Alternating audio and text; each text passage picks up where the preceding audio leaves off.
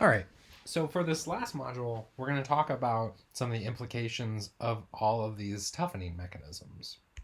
And so because of these toughening mechanisms, if we look at the critical stress intensity factor or fracture toughness K1C as a function of flaw size C, we can look at this relationship, and what we see if we have these toughening mechanisms employed, what we see is this rapid increase in the K1C as a function of flaw size, and then it kind of levels off.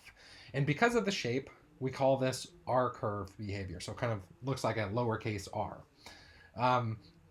So this is a result of those toughening mechanisms, because the larger the flaw size gets, so the x-axis here, the more volume is exposed, and therefore the fracture toughness is increased because more of the mechanism has had to happen. So more of the volume is exposed to transformation toughening, or more fibers are activated in the crack bridging or deflection. Right? So the higher we have, the more this happens. And so the implication of this is that this K1C rising fast is obviously a good thing with crack length. And what that means is that the crack will grow. So it's growing, but it's doing so stably. So it's increasing, but it's increasing in a way that is stable because the K1C keeps increasing with the distance. And so that's a good thing. That's what we want to happen, is we want this R-curve behavior to happen.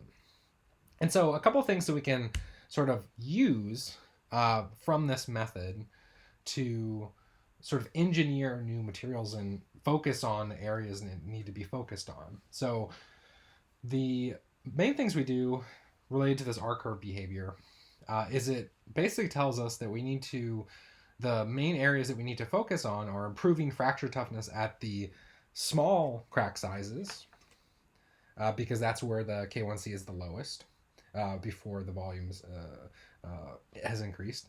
And we also want to obtain rapidly rising curves, so rapidly rising R curves, to allow that K1C to increase. So that's basically the strategies we try to employ with this type of behavior.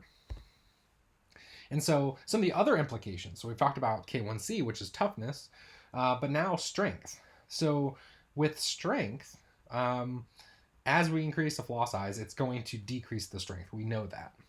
And without any sort of toughening mechanism, that strength drops off pretty rapidly with increasing flaw size. So here we're just plotting strength versus flaw size. But with the R-curve behavior, we see that it still decreases a little bit, but it kind of levels off and it doesn't decrease as rapidly. So some of the things that this gives us as a result are reliability. So those materials are more reliable. And so you can kind of relate that to our Weibull analysis. So the more and more reliable it is, the closer those values are together. But there can be one negative. And so that has to do with fatigue. So fatigue could actually be more of an issue with this type of behavior. We won't really get into that, but that's one thing that if you sort of get into this field, you may want to look into the fatigue issue with this R-curve behavior.